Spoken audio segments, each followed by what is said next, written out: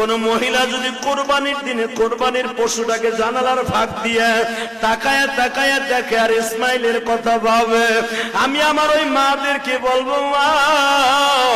হাজেরা সন্তানদের সাজাইয়া স্বামীর হাতে জবাই দিতে দিছে,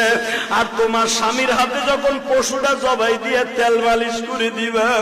এই পশুটাই দিয়া বলবে, ও জাতির পিতা ইব্রাহিম, সুন্নাত আবিকুম ইব্রাহিম, তোমার সুন্নাত আদায় করতে যাই মহিলাই গরুটারে খৈল ভুসি খাওয়াইছে, এই মহিলা গরম পানি করে দিয়ে আদর করে দিছে, এই মহিলা দারোয়ানকে বলছে, গেটম্যানকে বলছে গরুটারে সুন্দর করে গোসল করা। মনে রাখো গো মা,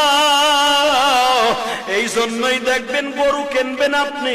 গরুটার তদারকি দিয়ে দিবেন আপনার বিবির আন্ডারে। আপনার বিবি যদি এই গরুটারে তেল মালিশ করে দেয়, গরম পানি করিয়ে দেয়, একটু আদর করে দেয়,